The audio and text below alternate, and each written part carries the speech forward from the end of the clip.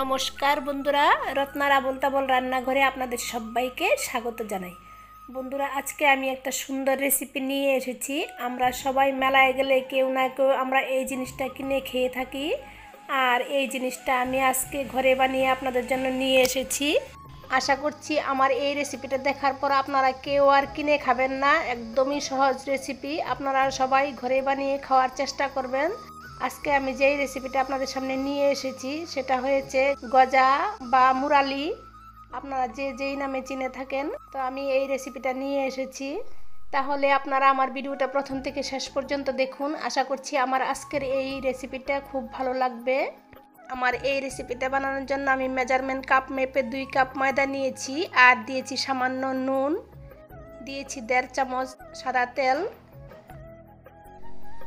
তো প্রথমে আমি তেলটা দিয়ে ময়দাটাকে ভালো করে ময়ান দিয়ে নেব।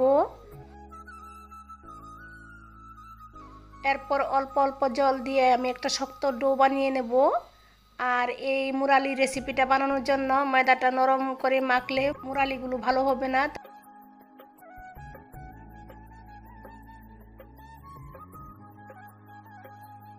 তার জন্য আমি ডোটাকে একটু শক্ত করে নিয়েছি। এবার আমি ঢাকনা দিয়ে 20 মিনিটের মতো রেখে দেব। 20 মিনিট পর ঢাকনা খুলে আবারও একটু মেখে নিচ্ছি।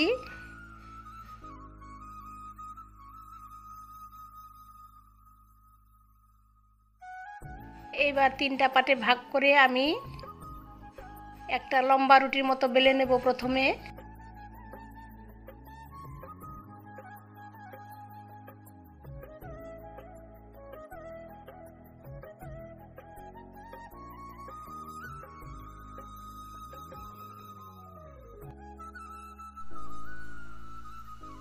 এই রকম মোটা সাইজের করে আমি লম্বা একটা রুটি বেলে নিয়েছি।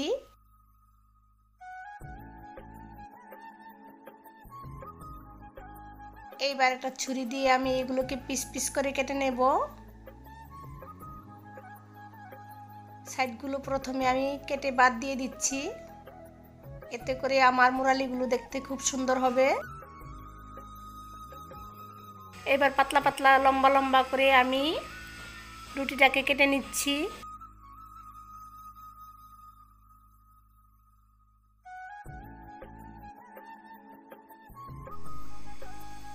এই রকম সাইজের করে আমি রুটিটাকে কেটে নিয়েছি, আপনারা চাইলে আরও পাতলা করে কাটতে পারেন। এবার ট্রের মধ্যে আমি হালকা তেল ব্রাশ করে রেখেছিলাম, এর মধ্যে আমি পিসগুলো উঠিয়ে নিচ্ছি। একটার সঙ্গে একটা না লাগিয়ে আমি ট্রেটার মধ্যে নিয়ে নিচ্ছি।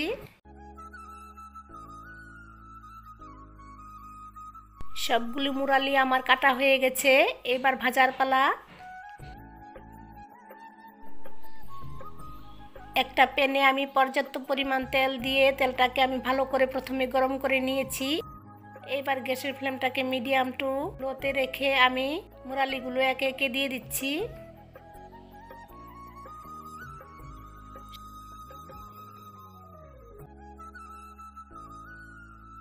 সবগুলো মুরালি দেওয়া হয়ে গেলে এবার আস্তে আস্তে আমি উল্টে পাল্টে মুরালিগুলোকে ভেজে নেব। এই সময় গ্যাসের আঁচটাকে একদমই বাড়াবো না, কারণ বাড়ালে মুরালিগুলো লাল হয়ে যাবে, এতে করে দেখতে ভালো লাগবে না।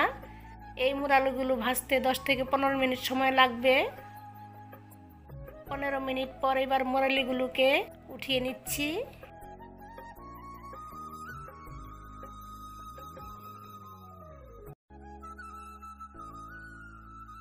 আবারও বাকি মুরালিগুলোকে একইভাবে ভেজে নিচ্ছি।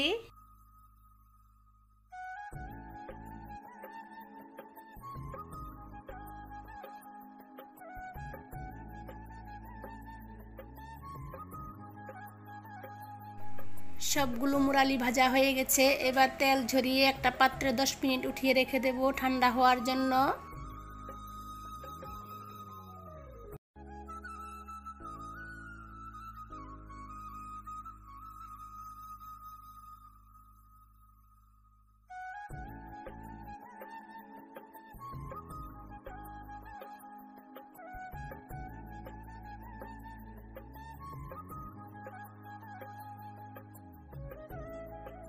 ঠান্ডা হয়ে গেলে এবার একটা মুরালি আমি আপনাদের ভেঙে দেখাচ্ছি মুরালিগুলো কতটা শক্ত এবং খাস্তা হয়েছে। দেখুন বন্ধুরা, ভিতরটা কতটা খাস্তা হয়েছে আর কুরকুরেও হয়েছে একদম।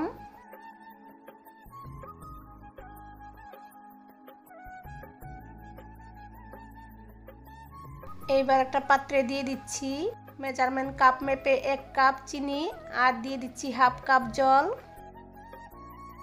ফ্লেভারের জন্য আমি 3টা এলাচ দিয়ে দিয়েছি, আপনারা চাইলে এলাচটা স্কিপ করতে পারেন।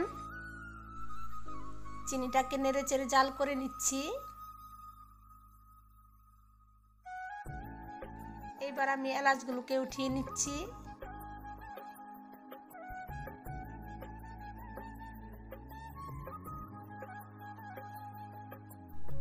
যতক্ষণ না চিনিটা একটা তার হচ্ছে ততক্ষণ আমি চিনিটাকে জাল করে নেব। এবার দেখে নিচ্ছি চিনিটা তার হয়েছে কিনা। দেখুন বন্ধুরা, একটা তার হয়েছে। এখন আর চিনিটাকে জাল করব না, এর মধ্যে দিয়ে দিচ্ছি মুরালিগুলো, দিয়ে সঙ্গে সঙ্গেই নেড়ে চেড়ে চিনির শিরাটার সঙ্গে ভালো করে মিশাতে থাকবো। আর এখন গ্যাসের ফ্লেমটাকে একদম লোতে রেখেছি।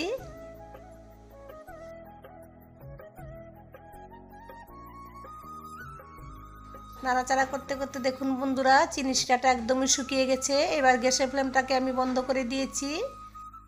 রেডি হয়ে গেছে আমার মুরালির রেসিপি। এবার একটা পাত্রে সার্ভ করে নিচ্ছি। তাহলে আপনারা কমেন্ট করে জানাবেন আমার মুরালির রেসিপিটা কীরকম হয়েছে। আর ভালো লাগলে লাইক, শেয়ার, কমেন্ট এবং সাবস্ক্রাইব করতে ভুলবেন না বন্ধুরা।